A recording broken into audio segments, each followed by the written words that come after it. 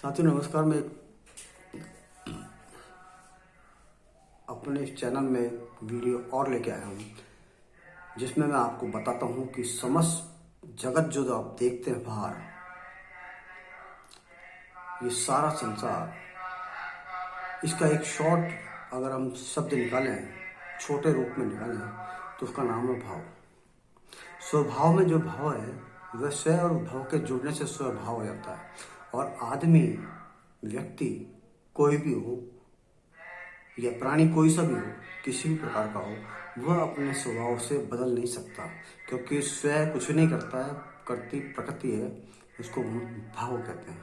और भाव में जो चल रहा है उसका कोई बदलाव नहीं, स्थिर रहता है। और इसी से हमारी पहचान भी होती है। स्वयं की पहचान उसकी भाव से होती है। भाव का मतलब उसका जगत से, जिस जगत में वो चल रहा है, जैसी उसकी प्रकृति है, नेचर। इस भाव का मतलब होता है जगत, दुनिया या संसार, जिस भी नाम से जानते हैं वह। अब हम ये बहुत युगों से सुनते आ रहे हैं और भगवान से मिन्नतें करते हैं, ईश्वर से, गॉड से, कि हमें भवसागर पार करा दें। साथियों, भगवान श्री कृष्ण ने भी सुदामा जैसे मित्र की भवसागर नहीं पार करा पाए। कारण क्या है कि भगवान कभी कुछ करते नहीं। जिस प्रकार से आप नहीं करते, ऐसे भगवान नहीं करते। आपकी इच्छा, आपका संकल्प ही सब कुछ करता है, और उससे आपकी दुनिया यानी आपका भाव, आपकी प्रकृति बदल जाती है, और वो प्रकृति अपने आप आपको उस लक्ष्य तक पहुंचाती है। आप इन बाकी बारीकियों पे जाएंगे तभी आपको समझ में आ पाएगा।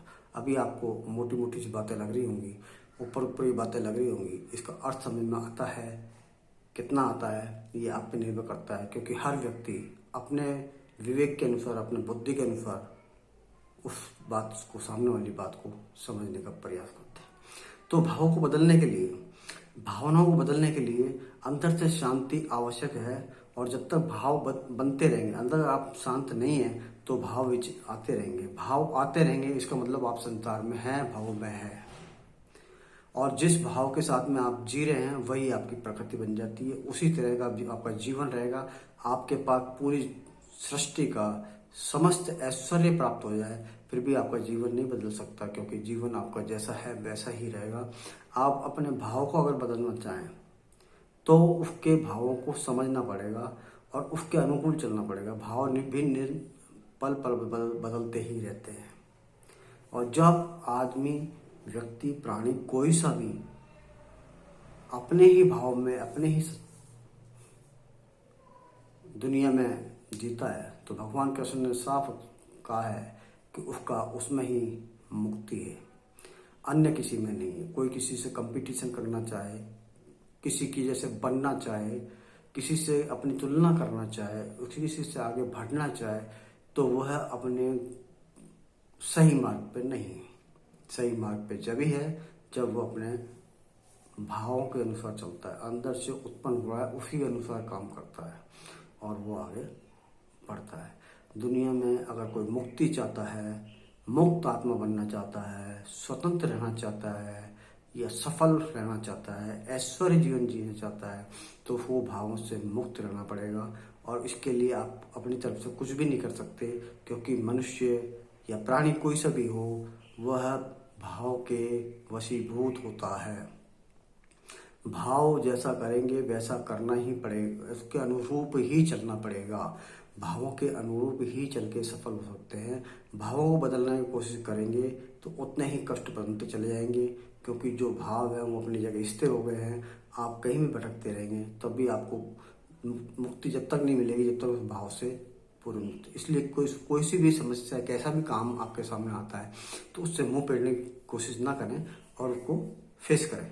जैसे जैसे फेस करते चले जाएंगे, भाव भी शांत होते चले जाएंगे, और जब भाव शांत होते चले जाएंगे, आपका जीवन ऐश्वर्यमय हो जाएगा, सुख आना शुरू हो जाएंगे, दुखों का अंत स्वतः ही हो जाएगा।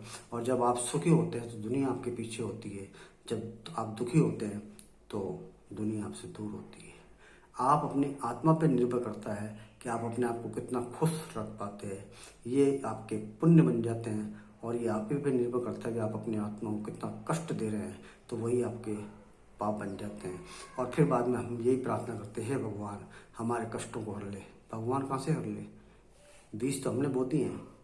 अगर हम अपनी आत्मा को प्रसन्न रखना प्रारंभ कर दें, खुश रहने की कला जान जाएं, खुश रहे हर हाल में, जो भी मिल रहा है जैसे मिल रहा है, जिस स्थिति में भी है हम हैं उसमें हम प्रसन्न हैं। किसी से कोई तुलना नहीं करनी है, हमें अपने जीवन को देखते हुए खुश रहना है, अपने जीवन को खुशमय बनाना है। तो ये आपका पुण्य बन जाता है और दिन पे दिन ये बढ़ता जाएगा। आपके पास जो भी कुछ अंदर है, आपने दुख पाल लिया तो वो दुख बढ़ेगा और सुख पाल लिया तो सुख बढ़ेगा। आप किसी चीज़ से सामने कोई चीज़ काम आ गया, कोई समस्या है, कोई भी वातावरण है, उससे बदलने की कोशिश करें तो नहीं बदल पाएगा। और उससे मुक्त होने की कोशिश करेंगे, आंख बंद कर लेंगे, उससे बचने की कोशिश करें, छुपने की कोशिश करें, उस प्रकार की कई बाधाएं आती रहेंगी। इसलिए फेस करिए, आगे बढ़िए, फेस करिए, आगे बढ़िए और सुखी रहिए। बस जीवन में सुख ही आपको आगे से आगे पहुंचा सकता है, जो आपको जीवन में आनंद कर सकता है और दुनिया आपके पीछे चल सकती है। आपसे लोग सीख सकते हैं, आपकी अपनी उन्नति आपके अंदर ही समाई है। तो ये भाव था जिसे इतना लंबा चौड़ा संसार कहते हैं। ये संसार आपके साथ जुड़ा हुआ है, आपसे अलग नहीं है।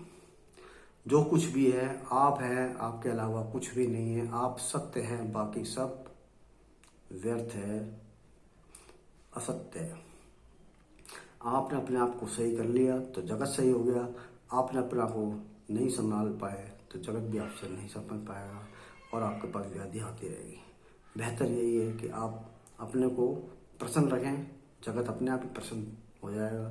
जब जगत प्रसन्न हो जाएगी तो आपके प्रसन्नता ही प्रसन्नता आएगी, बाहर से वही आएगा और आपका जीवन सुख में हो जाएगा। आपको कहीं भागने की जरूरत नहीं, किसी के पास जाने की जरूरत नहीं।